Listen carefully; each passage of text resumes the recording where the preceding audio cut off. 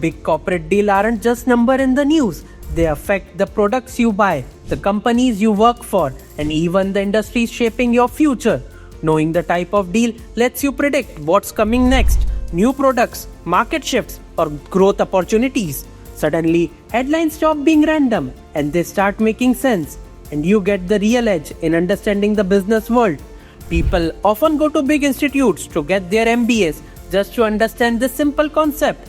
But today, I will break down the 10 most common type of M&A deals for you, so you are able to spot them in the news within seconds. With this in mind, let's begin with our first type of transaction.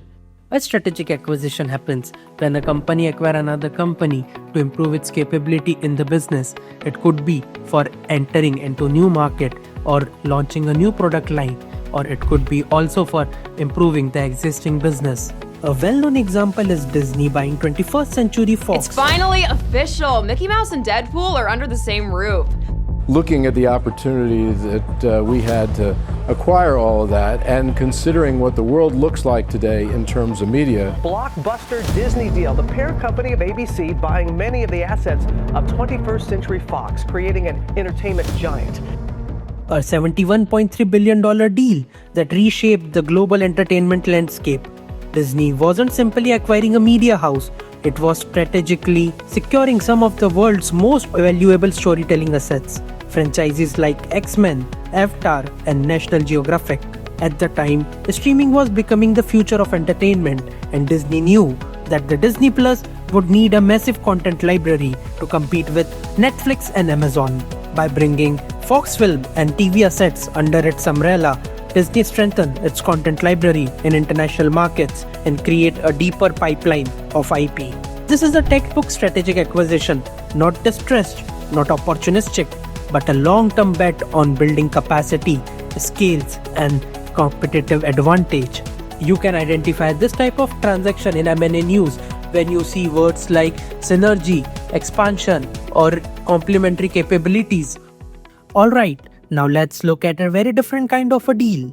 A leverage buyout is very different. It's when the buying company uses the mix of its own capital and significant amount of the debt to acquire the target. Generally, a private equity fund acquires the company, improve it, create value, and exit the investment after some time. One of the most famous example is Blackstone's acquisition of Hilton Hotels, a landmark $26 billion LBO, where more than $20 billion of the purchase price was financed through debt. At the time of the deal in 2007, Hilton was a strong global brand, but was considered operationally under-optimized and geographically under-scaled. Blackstone's playbook was classic private equity value creation, revamp management, modernize the hotel portfolio, improve operational efficiency, and accelerate international expansion. Even though the acquisition was immediately tested by the 2008 financial crisis, one of the worst environments for a hospitality industry, Blackstone doubled down on its operational improvement rather than exiting under pressure. Over the next several years, Hilton margin expanded and the company went public again in 2013. By the time Blackstone fully exited, the firm generated an estimate of $14 billion in profit, making it one of the most successful LBO turnaround in the history of modern case studies of private equity using debt, operational playbook, and structured exit to create value. To recognize this type of transaction, buyer is usually a private equity firm or the announcement mentioned debt funding acquisition structure or planned exit timelines. Here is what happens when a large company is in real trouble. A distressed acquisition happens when the buyer steps in and acquires the company that is struggling financially. This could be due to the heavy debt, operational issue, or a downturn in the industry.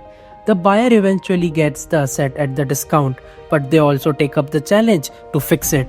A good example is Tata Steel's acquisition of Bhushan Steel, a classic distress asset resolution under India's insolvency and bankruptcy court. Bhushan Steel was one of the major players in India's steel industry with strong plant, modern technology, and solid product portfolio. But years of over-leveraging, poor cash flow management, and the industry downturn pushed the company into deep financial distress, leaving lenders exposed to unpaid debt. When the asset was pulled through IBC process, Tata Steel stepped in with 35,200 crores resolution plan, acquiring the controlling stake. at the significant discount, while also taking on the challenge to revive operations. What made this deal strategic for Tata was the asset quality. Bhushan facilities gave Tata an access to additional 5 million ton of steel capacity and more diversified product mix. Over the next few years, business renamed Tata Steel BSL saw steady operational improvement, better utilization rate and tighter financial discipline. This deal is widely regarded as India's one of the most successful distressed turnaround, demonstrating how a strong buyer can convert a troubled asset into value-creating part of its portfolio. You can recognize this type of transaction when you see words like revival, restructuring, creditor negotiation, and financial trouble in the news. Now let's shift to a deal that helps a company go public quickly. A reverse takeover happens when a private company becomes publicly listed by merging into an already listed company, usually one that is smaller or no longer active. It's essentially a faster alternative route to going public without going through a traditional IPO. A prominent example of reverse takeover is Burger King's 2012 transaction with Justice Holding, a publicly listed investment vehicle backed by Bill Ackman and Martin Franklin. At the time, Burger King was owned by a private equity firm 3G Capital, which had taken the company private in 2010. Instead of pursuing a traditional IPO, which is slower, more expensive and require extensive regulatory preparation, 3G used Justice Holding to take Burger King public again through a reverse merger. Justice Holding acquired a 29% stake in the combined entity for about $1.4 billion, and Burger King effectively became an publicly listed company overnight by merging into the already listed vehicle.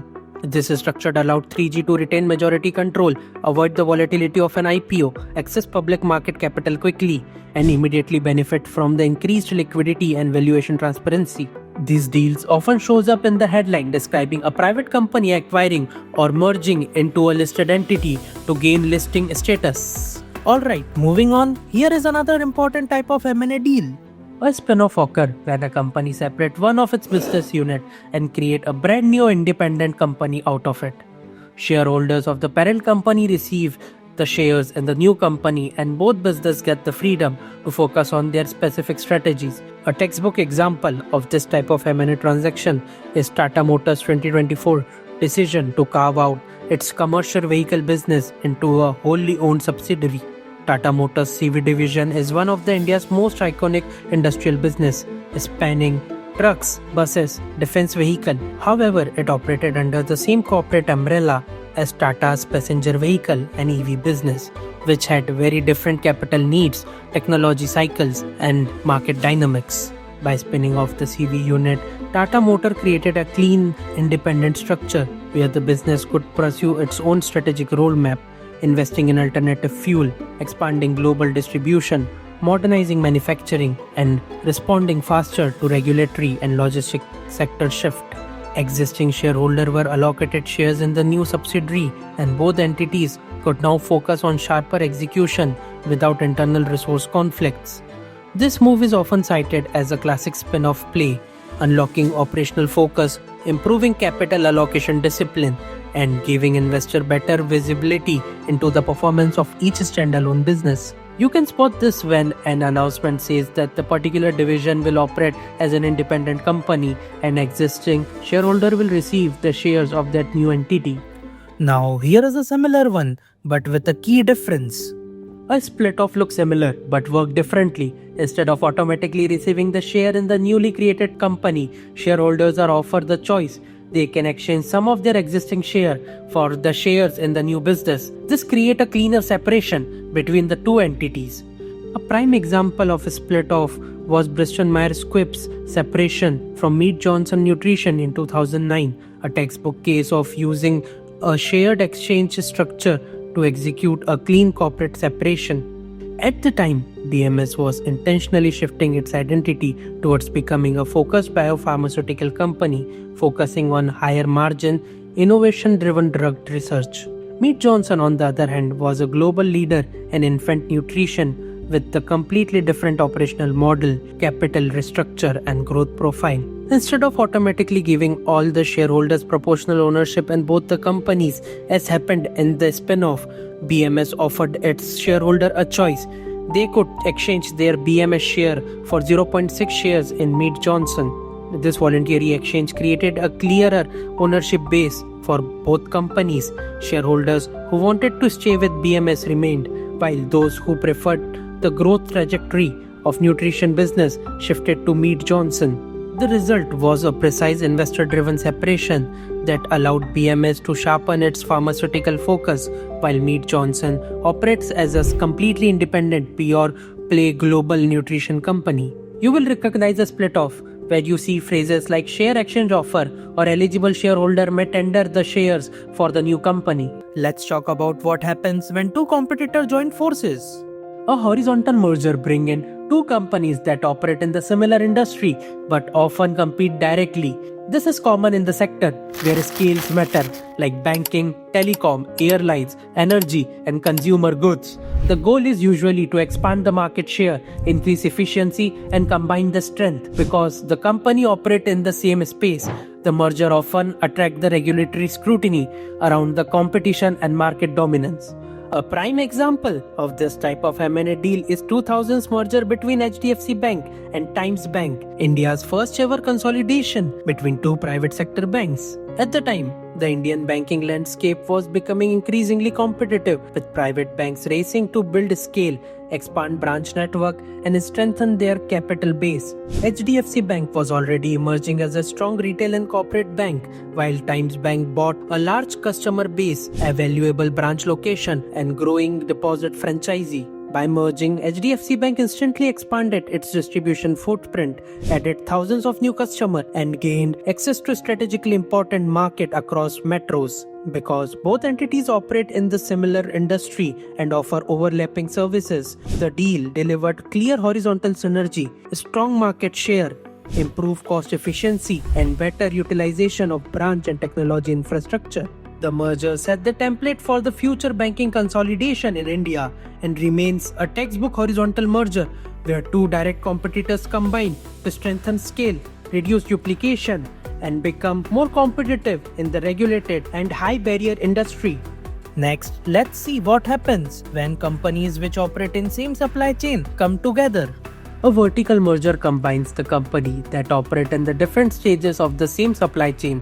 For instance, a manufacturer buying a key supplier or a retailer acquiring its last mile delivery partner. A real example is Amazon's 2017 acquisition of Whole Foods, a landmark $13.7 billion deal that instantly connected the world's largest e-commerce and logistic powerhouse with the premium brick-and-mortar grocery shop. At that time, Amazon was aggressively expanding its grocery ambitions but lacked two critical pieces of value chain: fresh food supply capabilities and the nationwide retail presence. Whole Foods brought both. By acquiring it, Amazon gained end-to-end control over sourcing, inventory, distribution, and the last mile delivery of groceries, solving one of the toughest challenges in online retail: delivering fresh products reliably and profitably. Post-acquisition, Amazon integrated Prime benefits into Whole Foods store, leveraged its technology to optimize pricing and checkout systems, and use Whole Foods 450 plus stores network as micro-fulfillment hub for Amazon Fresh and Prime Now delivery. Alright, now let's talk about a deal where the businesses are totally unrelated. A conglomerate merger happens when the two companies from completely unrelated industry come together. There is no product overlap, no direct operational link, and the motive usually is the diversification or entering a new space without building from scratch. A great example for this type of M&A deal is Microsoft's 2016 acquisition of LinkedIn for $26.2 billion. A merger between two companies with completely different core business operating in unrelated industry. Microsoft was and is a global technology powerhouse focused on software, cloud computing, and enterprise productive tools. LinkedIn, on other hand, was a professional networking platform built around social graph data, recruitment tool, and digital advertising. There was no product overlap, no shared customer journey, and no integrated supply chain. Yet, The rationale was diversification into a high-growth digital ecosystem. Microsoft saw LinkedIn as a strategic opportunity to expand into professional identity data, enterprise hiring, and B2B social engagement. The company later created cross-product integration like LinkedIn Insights inside Microsoft Office and Dynamic CRM. But these were optional enhancements rather than the reason for the deal. The acquisition remained a textbook conglomerate merger, two businesses from unrelated industry coming together so the parent company can diversify its portfolio, enter a new space without building from scratch, and benefit from long-term adjacency opportunities rather than operating synergies. And finally, here is one that sits right in the middle. A Congeneric or product extension merger sits between the strategic and conglomerate deal. The businesses are related but not identical. They serve the similar customer or operate in the connected ecosystem, but they offer different product or capabilities. An example of this type of M&A transaction is the 1998 acquisition of Tropicana by PepsiCo for $3.3 billion, a classic product extension move that helped PepsiCo strengthen its position beyond carbonated beverages. At the time, PepsiCo's portfolio was heavily skewed towards soda and sports drink, while consumer preference was slightly shifting towards healthier non-carbonated options. Tropicana, already the world's leading chill juice brand with an extreme loyal customer base and a premium health-centric positioning. By acquiring Tropicana, PepsiCo gained immediate access to the fast-growing juice category without having to build a new brand from scratch. This deal allowed PepsiCo to cross-sell multiple beverages through the same retail channels, deepen its market penetration, and diversify the product suite.